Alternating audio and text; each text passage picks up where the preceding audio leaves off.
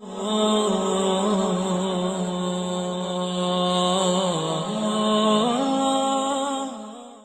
سے گزارش ہے کہ حدیثوں کو مکمل سنیے گا، کیونکہ یہ نیک کام آپ کے ساتھ آپ کی قبر میں جائے گا۔ ہم 2 یا 3 گھنٹے کی مووی دیکھ سکتے ہیں، کیا ہم صرف 10 منٹ اپنے اللہ اور نبی صلی اللہ علیہ وسلم کو نہیں دے سکتے؟ ہدایت القاری شرح صحیح البخاری جلد نمبر 1 حدیث نمبر 141۔ اعوذ باللہ من الشیطان الرجیم، بسم اللہ الرحمن الرحیم۔ حضرت ابن عباس رضی اللہ تعالیٰ عنہ سے روایت ہے، وہ اس حدیث کو نبی صلی اللہ علیہ وسلم تک پہنچاتے تھے۔ آپ نے فرمایا، جب تم میں سے کوئی اپنی بیوی کے پاس جائے تو کہے اللہ کے نام سے، اے اللہ ہمیں شیطان سے محفوظ رکھ اور اسے بھی شیطان سے محفوظ رکھ جو تو ہمیں عنایت فرمائے۔ پھر ان دونوں کو اگر کوئی اولاد نصیب ہو تو شیطان اسے نقصان نہیں پہنچا سکے گا۔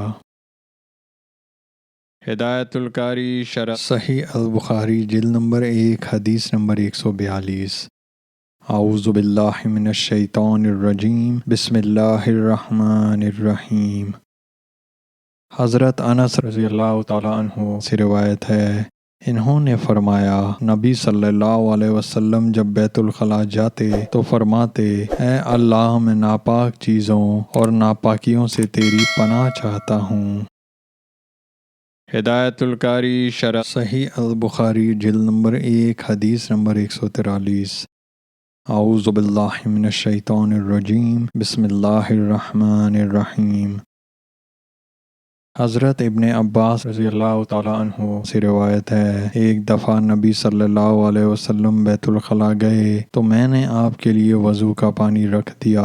آپ نے باہر نکل کر پوچھا، یہ پانی کس نے رکھا ہے؟ آپ کو بتایا گیا تو آپ نے فرمایا، اے اللہ اسے دین کی سمجھ عطا فرما۔ آئیے سب مل کر آپ صلی اللہ علیہ وسلم پر درود و سلام بھیجتے ہیں۔ اعوذ باللہ من الشیطان الرجیم، بسم اللہ الرحمن الرحیم۔ اللہم صلی علی محمد وعلی آل محمد کما صلیت علی ابراہیم وعلی آل ابراہیم انک حمید مجید۔ اللہم بارک علی محمد وعلی آل محمد کما بارکت علی ابراہیم وعلی آل ابراہیم انک حمید مجید۔ آئیے سب مل کر اللہ کی تعریف کرتے ہیں۔ سبحان اللہ والحمد للہ ولا الہ الا اللہ واللہ اکبر۔ آئیے اللہ سے مغفرت، رحم اور رزق مانگتے ہیں۔ اللہم اغفر لی، اللہم ارحمنی، اللہم ارزقنی۔ جب آپ کہتے ہیں اللہم اغفر لی، اللہ تعالیٰ فرماتے ہیں میں نے تمہاری مغفرت کی۔